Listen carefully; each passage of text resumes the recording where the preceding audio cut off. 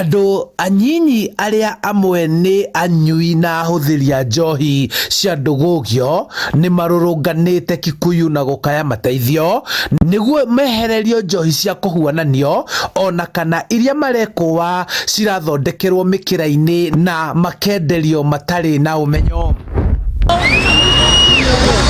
Marũrũnganĩte thutha wa ũmwe wao gũkua arĩ kĩrabu kĩmwe Kikuyu, rĩu makĩenda thirikari kũigĩrĩrĩka na kũhukia njohi ici cia ndũgũgio.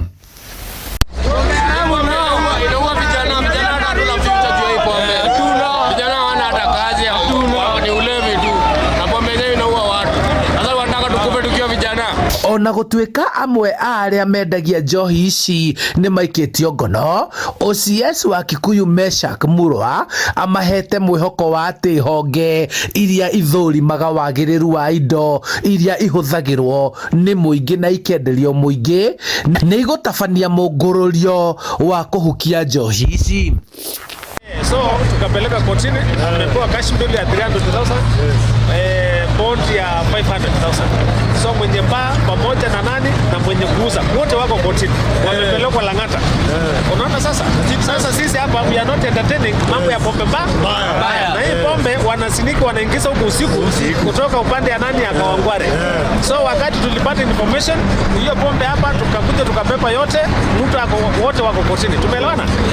Mareke tukorwo na independent body tukanyitanira na aria maraheana marwa mairabu nigetha ndeto ĩno ihote guthira. Uguo niguo tungihota kunina ndeto iyo tondu ene irabu ni biashara marahũra ta mundu uria ngina marendia kiria kiumite kwi manufacturer. Koguo ni turabatara an independent body tondu ni turona nginya na kada ndire na hinya ucio munene wa oversight na kuhurana na njohi eno njoru.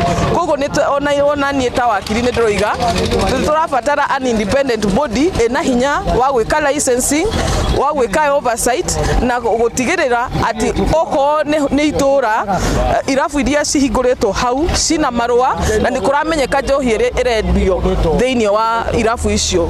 Mbara ĩno ya kũhũrana na wendia wa njohi cia ndũgũgio rĩu nĩ ĩtĩkĩtwo nĩ ikundi ngũrani matũra-inĩ, atumia makiugĩrĩria makĩria rĩu metereire itacũkia rĩa thirikari. Handũ-inĩ ha Inooro TV kuma Kikuyu kaunti-inĩ ya Kiambu, njĩtagwo Charles Gĩkunga wa Kariũki.